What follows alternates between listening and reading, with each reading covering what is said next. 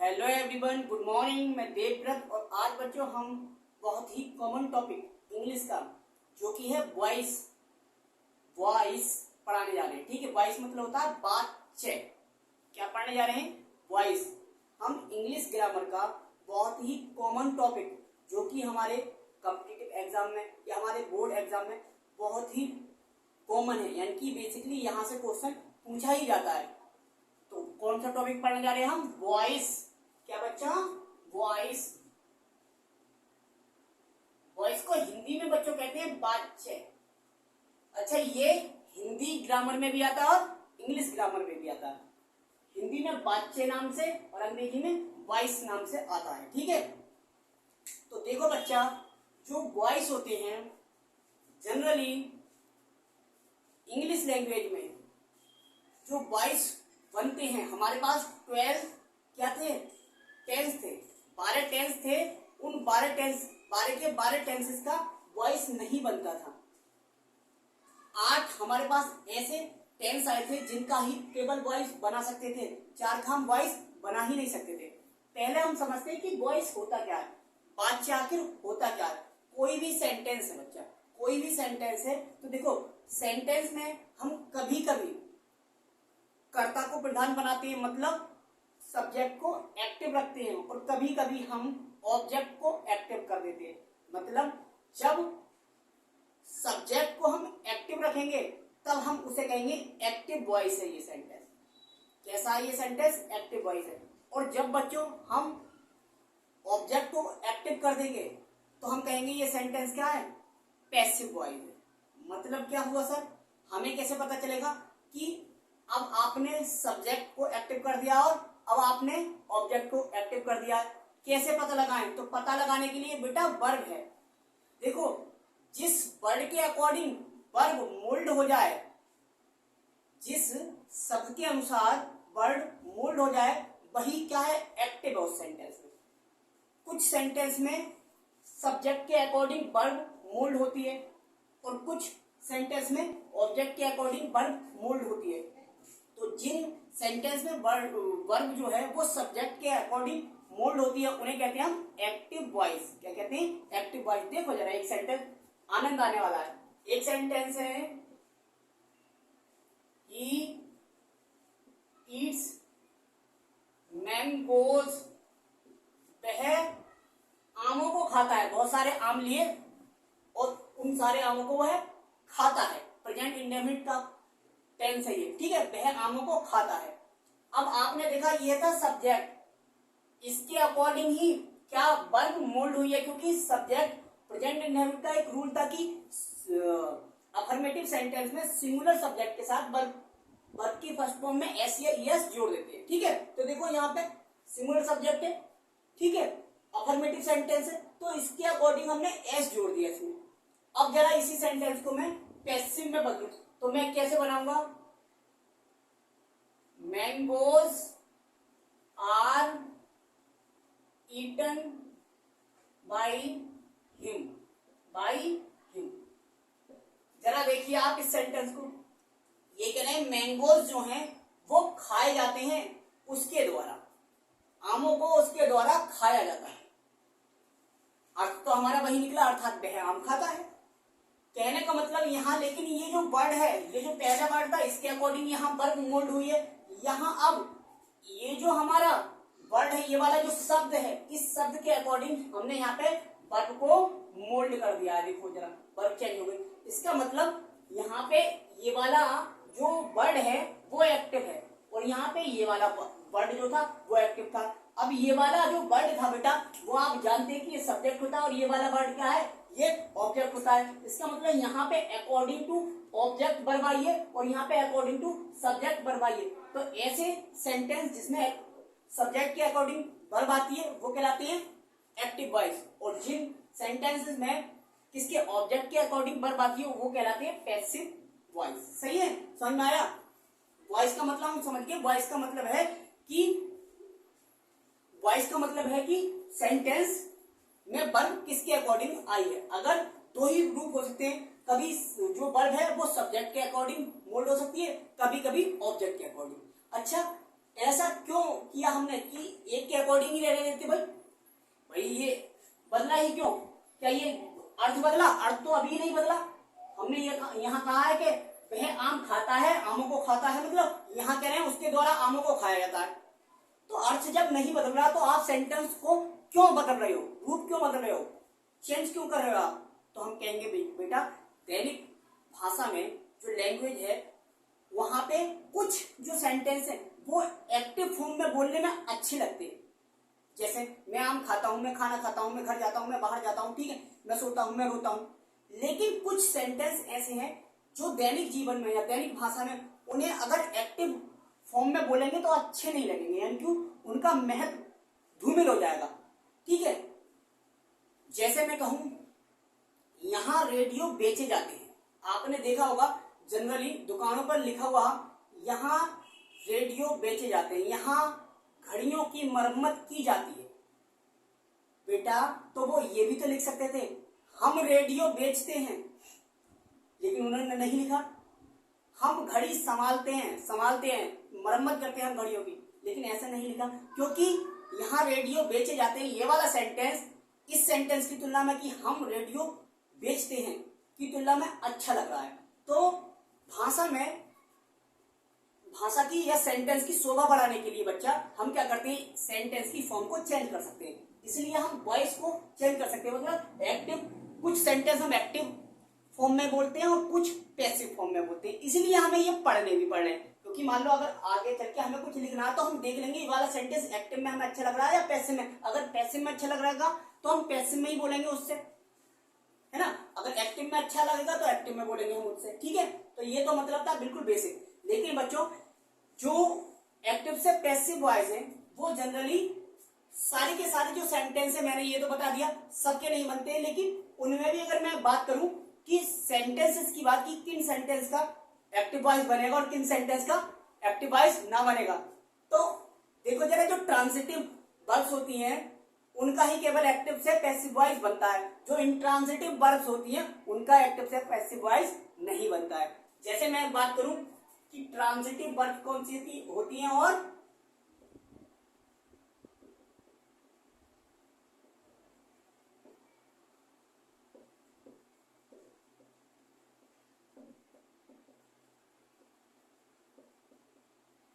भाई हम पूछे कि ट्रांजिटिव वर्ब्स कौन सी होती हैं और इंट्रांजिटिव वर्ब्स कौन सी होती हैं, हमें कैसे पहचान होगी, हमें कैसे पता लगेगा कि ये वाले सेंटेंस में ये ट्रांजिटिव वर्ब है और इस वाले सेंटेंस में ये इंट्रांजिटिव वर्ब्स है।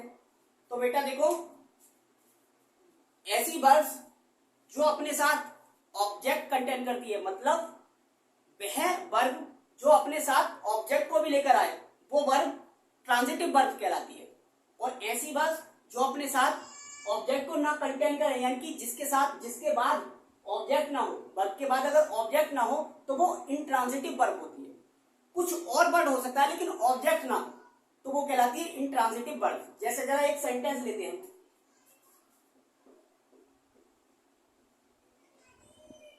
ही गोज टू स्कूल, ये एक सेंटेंस है, इस सेंटेंस का हमने खूब पैसिव बनाया और सच्चाई ये है कि इसका पैसिव बनेगा ही। क्यों नहीं बनेगा, देखो यहाँ पे ये है सब्जेक्ट, ये आ गई वर्ब, ये आ गई प्रीपोजिशन। अब ये वर्ड जो है वो क्या है, क्या ये ऑब्जेक्ट है या कुछ और है, तो देखते हैं जरा ऑब्जेक्ट की पहचान कैसे करें। तो देखो वर्ब के बाद ऑब्जेक्ट ढूंढना है, वर्ब तो देख लिया हमने, उसके बाद ये ऑब्जेक्ट है या नहीं है। तो ऑब्जेक्ट का पता लगाते हैं बेटा हम, हिंदी में पता लगाते हैं दो शब्दों से, क्या और किसे से।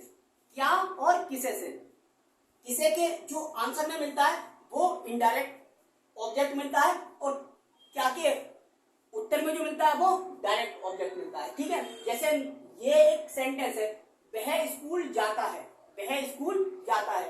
तो अगर मैं क्वेश्चन करूं क्या या किसे शब्द लगाकर, वह क्या जाता है, क्या क्वेश्चन बन रहा है, नहीं बन रहा। वह किसे जाता है, क्या क्वेश्चन बन रहा है, नहीं बन रहा। इसका मतलब क्या और किसे के उत्तर में तो हमें ये वर्ड मिल नहीं रहा, इसका मतलब यहाँ पे ये जो स्कूल है वो ऑब्जेक्ट है ही नहीं और हम इसे क्या मान रहे थे, ऑब्जेक्ट। जैसे देखो ये वाला सेंटेंस है, ही ईट्स मैंगोज, वह आमों को खाता है। तो मैं यहाँ पे अगर हिंदी में क्वेश्चन पूछूं इस सेंटेंस में तो मुझे सब जो हमारा ऑब्जेक्ट है वो मिल जाएगा। मैं पूछूं वह क्या खाता है, तो आंसर में मिलेगा मैंगोज। वह क्या खाता है, मैंगोज, आमों को खाता है। इसका मतलब इसमें तो जो वर्ड है बेटा मैंगोज वो ऑब्जेक्ट है, लेकिन यहाँ पर ऑब्जेक्ट नहीं है स्कूल। अच्छा सर एक्टिव वॉइस तो इंग्लिश में आएगा सेंटेंस, तो हम वहां पे कैसे पहचानेंगे, ये तो आपने हिंदी में बता दिया। तो देखो जरा इंग्लिश में पहचानने के लिए वर्ब के बाद देखो, वर्ब के बाद अगर डायरेक्ट या तो डायरेक्ट हो या डायरेक्ट ना हो, तो किसी आर्टिकल के बाद नाउन या प्रोनाउन दिख जाए आपको, तो आप समझ लेंगे कि वो क्या होगा, ऑब्जेक्ट ही होगा। क्योंकि नाउन या प्रोनाउन जो होगा वर्ब के बाद वो सदैव क्या किसका काम करेगा, ऑब्जेक्ट का काम करेगा। समझ में आया। जैसे यहाँ पे वर्ब के बाद देखो ये प्रीपोजिशन आ गई, क्या आ गई बेटा, प्रीपोजिशन। लेकिन यहाँ इसके बाद ये हमें दिख गया था नाउन होती है, स्कूल क्या है, नाउन है, लेकिन यहाँ इससे पहले क्या आ गया, प्रीपोजिशन बीच में घुस गई। ठीक है, इसका मतलब अगर यहाँ पे आर्टिकल होता तो हम मान लेते भाई क्या कि ये क्या है, ऑब्जेक्ट है। ठीक है, तो ये हमने और समझ लिया कि जो वॉइस होता है एक्टिव से पैसिव वॉइस केवल उन्हीं सेंटेंस का बना सकते हैं जिनमें हमारी ट्रांजिटिव वर्ब होती है, इंट्रांजिटिव का नहीं। ठीक है, इसका जनरली हम बना देते हैं school is gone to by him, लेकिन ये गलत था क्योंकि ये यहाँ पे ऑब्जेक्ट है ही नहीं। समझ में आया। देखो बेटा पढ़ाने क्या आए थे, हम पढ़ा रहे थे वॉइस। तो वॉइस में हम जो पढ़ने वाले हैं वो पढ़ने वाले हैं इंपरेटिव सेंटेंसेस का।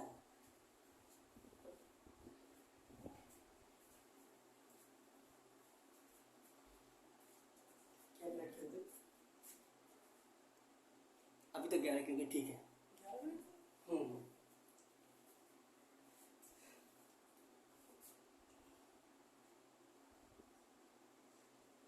Imperative sentence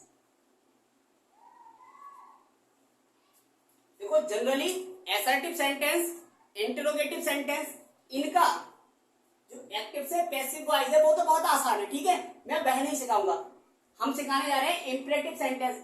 generally competitive exam में इंपरेटिव सेंटेंस का एक्टिव वॉइस से पैसिव वॉइस या पैसिव वॉइस से एक्टिव वॉइस बनाना आता है। ठीक है, तो इसलिए हम इंपरेटिव सेंटेंस का एक्टिव वॉइस से पैसिव वॉइस बनाना सीखेंगे।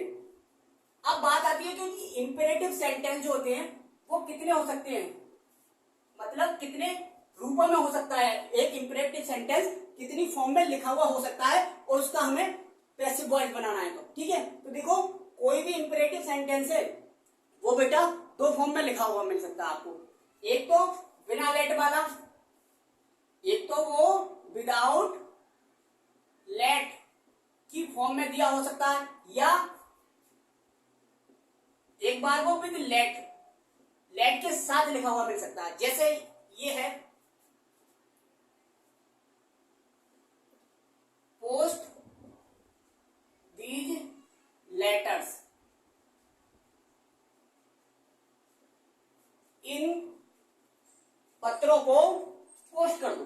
ठीक है, पोस्ट दीज लेटर्स, इन पत्रों को पोस्ट कर दो। ठीक है, हो सकता है ये हो सकता लेट हिम प्ले, उसे खेलने दो, तो दो फॉर्म में हो सकता था। हालांकि लेट वाला जो लेट के साथ भी दो रूपों में हो सकता था।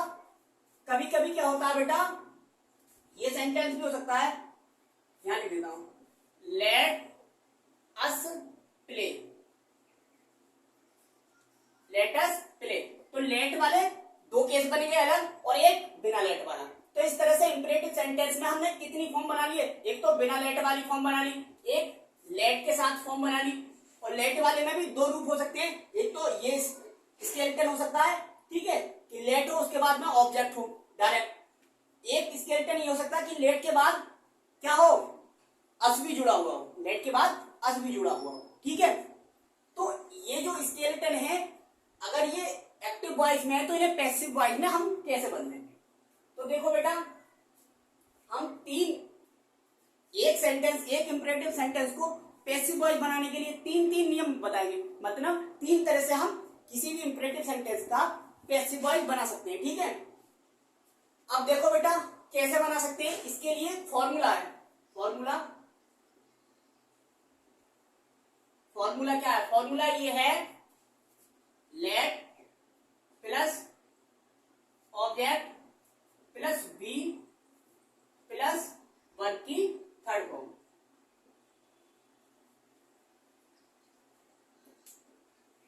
ये स्केलेटन जो लिखा है मैंने, ये अफर्मेटिव का लिखा है। इंपरेटिव सेंटेंस निगेटिव भी हो सकता था, तो जब निगेटिव होगा तो निगेटिव का फॉर्मूला लिख देंगे कि निगेटिव को पैसिव कैसे बनाएं। ठीक है, तो ये पैसिव में कैसे चेंज करें किसी भी इंपरेटिव सेंटेंस को, उसका स्केलेटन है बेसिक। ठीक, कैसे याद करेंगे? याद करने के लिए देखो जरा, ऑब्जेक्ट में से मैंने बी हटा दिया तो ये हो गया पूरा लेटो बी वी 3 मंजिल। थर्ड फॉर्म का मतलब है 3 मंजिल बना लो इसे। लेटो बीवी 3 मंजिल पर, लेटो बीवी 3 मंजिल पर, याद रहेगा बस। ठीक है, बाकी आप ऐसे भी याद कर सकते हैं, let plus object plus be plus verb की third form, let plus object plus be plus verb की थर्ड फॉर्म। ठीक है, आप ऐसे भी याद कर सकते हैं। आप अगर याद रखना चाहते हैं परमानेंटली तो भाई मैंने तो ऐसे याद रखा था, लेटो बीवी 3 मंजिल पर, लेट प्लस ओ मतलब आ गया ऑब्जेक्ट के लिए, बी मतलब वो वाली बी, फिर वर्ब की थर्ड फॉर्म 3 मंजिल वाली वर्ब की थर्ड फॉर्म, क्योंकि आपको पता पैसिव में वर्ब की थर्ड फॉर्म लगती है। ठीक है, तो लेटो बीवी 3 मंजिल पर। एक तो ये है स्केलेटन हमारा, इससे हम एक्टिव से पैसिव बना सकते हैं। ठीक है, जैसे इस स्केलेटन से मैं तीनों के तीनों बना के दिखा देता हूं। जैसे ये है एक्टिव, इससे पैसिव कैसे बनेगा? लेट, सबसे पहले लेट लगा दिया मैंने, लेट प्लस ऑब्जेक्ट, ऑब्जेक्ट ढूंढो इसमें, ऑब्जेक्ट पूरा ही है। पोस्ट करो दीज लेटर्स, इन पत्रों को, किन्हें, किसे, इन पत्रों को, क्या पोस्ट करना है? इन लेटरों को। ठीक है, तो पूरा का पूरा ऑब्जेक्ट है बेटा, लेट दीज लेटर्स। अब उसके बाद में बी आएगा, बी, फिर वर्ब की थर्ड फॉर्म, वर्ब क्या? पोस्ट करना, वर्ब की third form posted, let these letters be posted. इन पत्रों को क्या किया जाए? पोस्ट किया जाए। ठीक, इस वाले सेंटेंस को बदलते हैं, लेट, अब यहां पे ऑब्जेक्ट क्या है? हिम है भाई, him, let him, let plus object plus be, be, let him be, फिर वर्ब क्या है? वर्ब है यहां पर प्ले, तो let him be played, let him be played. हो गया, ये हो गया भाई। ठीक है, अब जरा बेटा ये देखो, दूसरा जो फॉर्मूला है, दूसरे तरीके से कैसे बना सकते हैं। तो आपको पता है इंपरेटिव सेंटेंस का मतलब होता है आज्ञा सूचक वाक्य। तो इसमें आज्ञा दी जाती है, सलाह दी जाती है, या प्रार्थना की जाती है, रिक्वेस्ट की जाती है। तो इसका मतलब और तुमसे की जाती है, क्योंकि इसमें ऑब्जेक्ट सदैव यू होता है। अब ऑब्जेक्ट है ना, सब्जेक्ट सदैव यू होता है जो कि छुपा रहता है। तो हमने उस छुपे हुए को बाहर निकाल दिया। हमने कहा है उसी से बना सकते हैं हम। कैसे बना सकते हैं? अगर बच्चों सेंटेंस का सेंस जो है, अर्थ जो है, अगर रिक्वेस्ट का सेंस है, प्रार्थना का सेंस है, तो हम यू आर रिक्वेस्टेड लगा सकते हैं। अगर ऑर्डर का सेंस है तो यू आर ऑर्डर्ड टू लगा सकते हैं। अगर बच्चों सेंस किसका है, अगर सेंस है एडवाइस का, तो यू आर एडवाइस टू लगा सकते हैं। तो दूसरा फॉर्मूला हो गया यू आर। अब सेंस के अनुसार आप रिक्वेस्टेड लगा सकते हैं, एडवाइस दे रखा हो तो एडवाइस लगा सकते हैं। अगर बच्चों ऑर्डर दे रखा हो तो आप ऑर्डर्ड लगा सकते हैं। तो you are requested, you are advised, you are ordered, उसके बाद +2, फिर वर्ब की। अब यहाँ पे वर्ब की फर्स्ट फॉर्म कौन सी वर्ब है? यहाँ पे देखो बेटा, यहाँ पे जो हमने मेन वर्ब है वो यहाँ पे थर्ड फॉर्म लगा दी, लेकिन उसे इंफिनिटिव बना दिया। जो सेंटेंस में मेन वर्ब थी उसे इंफिनिटिव बना दिया 2 लगाकर। तो अब 2 के बाद में तो वर्ब की फर्स्ट फॉर्म आती है वर्ब की फर्स्ट फॉर्म। ठीक है, फिर जो भी है सेंटेंस जोड़ दें।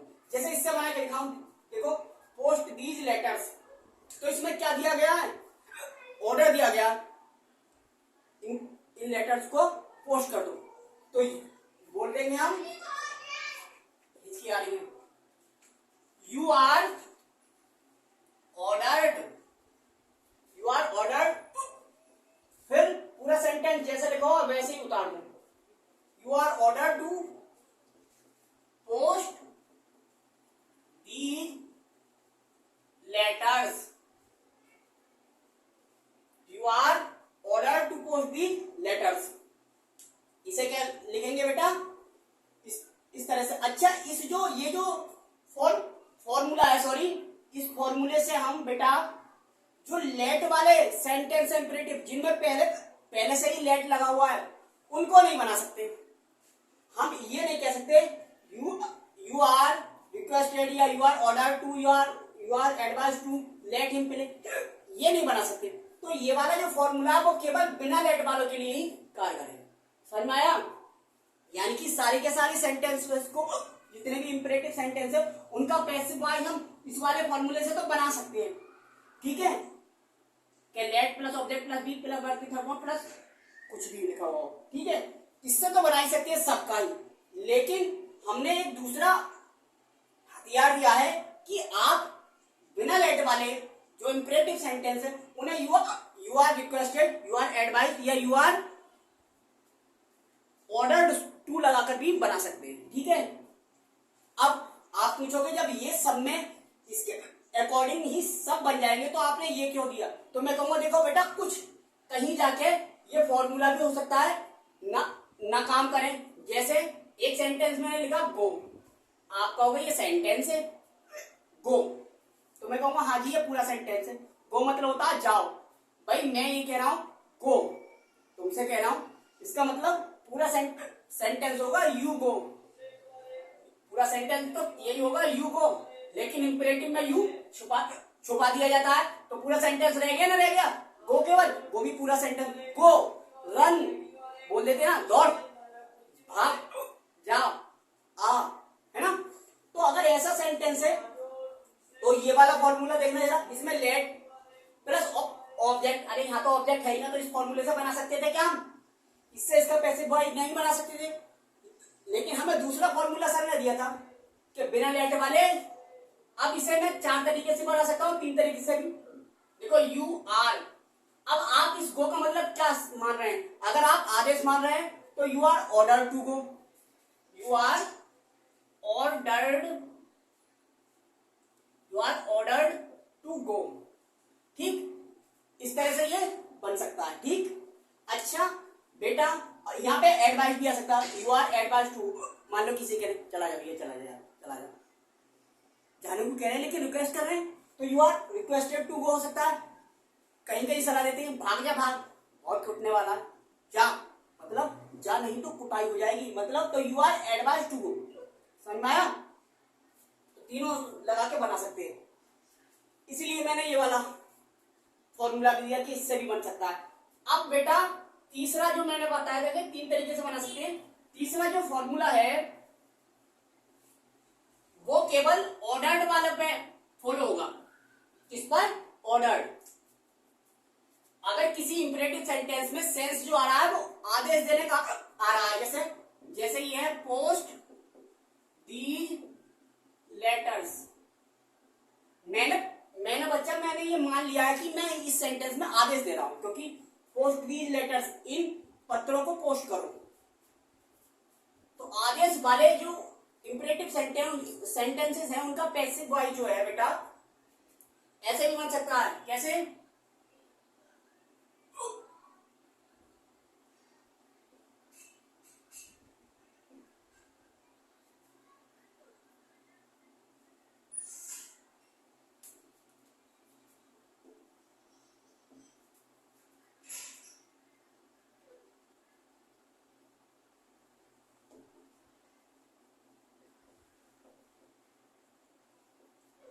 you should be posted these letters।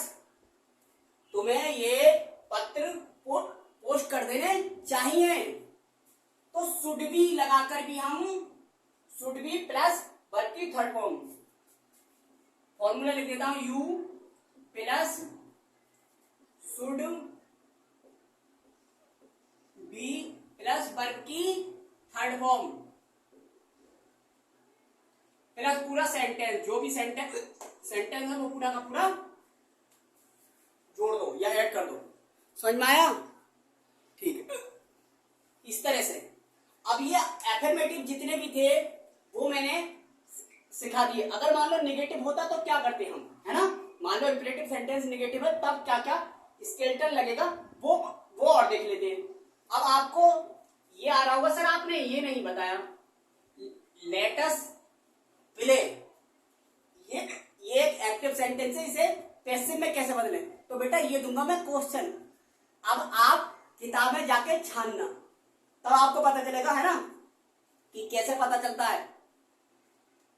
पढ़ के तो आना जरा और कमेंट में इसका आंसर देना जरा मुझे कि ये एक एक्टिव वॉइस है, इसे पैसिव में हम कैसे बदलेंगे। ठीक है, बाद में मैं फिर इसे बता ही दूंगा, लेकिन आपको मैं देखना चाहता हूं कि आप में कितना जान है पढ़ाई के प्रति, कितनी लगन है, आप देखेंगे या नहीं। ठीक है, नेगेटिव बताता हूं मैं, ये तो थे अफर्मेटिव वाले, अब नेगेटिव सीखते हैं।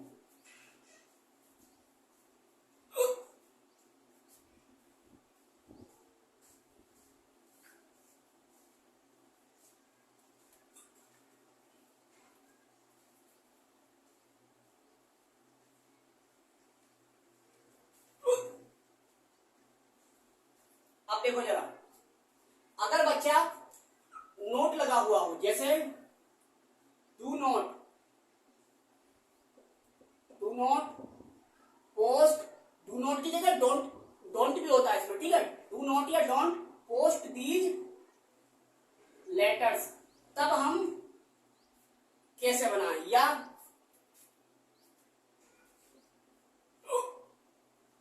Do not let him play, तब हम कैसे बनाएं? अब ये नेगेटिव, क्योंकि देखो इंपरेटिव अफर्मेटिव हो सकता है और नेगेटिव भी हो सकता है, इंट्रोगेटिव नहीं हो सकता उसकी फॉर्म, तो इसलिए दोनों बनाना सिखा रहा हूं। अफर्मेटिव मैंने सिखा दिया, अब ये नेगेटिव वाले। तो देखो जरा, हमने जो रामबाण सीखा था, हमने सीखा था formula let plus object plus be plus verb की थर्ड फॉर्म सीखा था।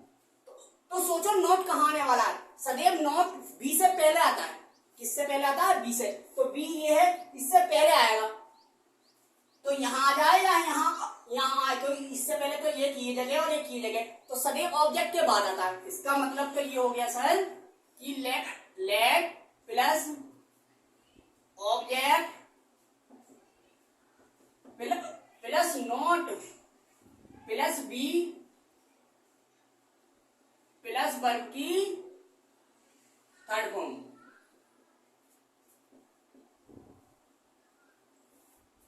तो बेटा इसे शॉर्ट में कैसे याद करें? उसे तो हमने कर लिया था लेटो भी 3 मंजिल पर, तो इसे क्या कहेंगे? इसे मना कर देंगे, लेटो मत। भाई इंपरेटिव सेंटेंस में हिंदी में घोड़े के पास मत खड़े हो, मत का मतलब भी नेगेटिव सेंस में होता है, तो यही मान लेंगे हम। लेटो मत, भी 3 मंजिल पर, लेटो ऑब्जेक्ट को ओ बना देता हूं, लेटो मत, मना कर रहे हैं, लेटो मत भी 3 मंजिल पर, लेटो मत भी 3 मंजिल पर। ठीक है, इस तरह से। अगर मान लो बेटा ये वाला, इससे ये भी बन सकता है और ये भी बनाया जा सकता है, लेकिन हमने दूसरा फॉर्मूला भी सीखा था, उसके अकॉर्डिंग कैसे बनाएंगे? तो देखो उसके अकॉर्डिंग यू आर, फिर हमने क्या लिखाया था? रिक्वेस्टेड लगाया था, उसके बाद में ऑर्डर्ड लगाया था, उसके बाद एडवाइस लगाया था, जो अर्थ हो उसी के अनुसार लगाना है। प्लस बेटा यहां पर नोट और जोड़ दो, यू आर रिक्वेस्टेड या यू आर ऑर्डर्ड या you are advice, not to, not के बाद में टू लगा दो, नोट टू प्लस पूरा सेंटेंस जो लिखा रखा है, पूरा सेंटेंस जो लिख रखा है वही उतार दो। नेगेटिव ऐसा बनाएंगे, समझ में आ गया आपको? जैसे मैं ये बना के दिखा देता हूं, दोनों नियमों से बना के दिखा देता हूं। ये एक्टिव है, इसका पैसिव ऐसे बनाना था हमें तो कैसे बनाते, पहले इस वाले से बना देता हूं, लेट, ठीक है, लेट ऑब्जेक्ट क्या है, these letters, late these letters, late these letters, फिर नॉट बी, फिर वर्ब की तरफ फॉर्म, वर्ब क्या है, post, late these letters not be posted, do not हट जाता है, समझ में आ गया, ये बन गया इसका पूरा पैसिव। अब इस स्केलेटन के अनुसार भी बना सकते हैं क्या, अब ये वाला सेंस क्या समझ रहे हो तुम, आदेश दे रहे हैं, मना कर रहे हैं, इसका मतलब आदेश देना चाहता है, एडवाइस भी हो सकता था, तो you are ordered, you are ordered not to, not to पूरा का पूरा होता तो post these letters, post these letters, you are order not to post these letters, ठीक।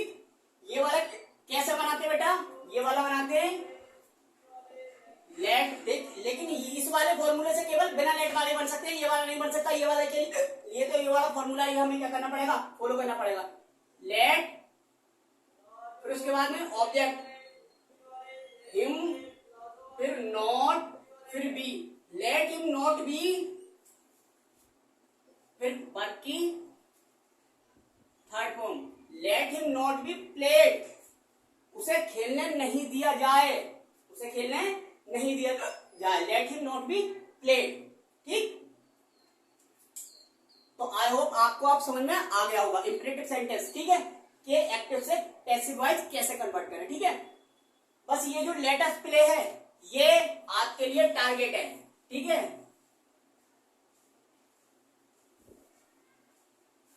ये आपको बना के दिखाना है इसका पैसिव कैसे बनाएंगे, ठीक है, ये निगेटिव भी होता तब भी कैसे बनाएंगे, ठीक है। आप छानो किताबें। तो आज के लिए बस इतना ही, थैंक यू वेरी मच।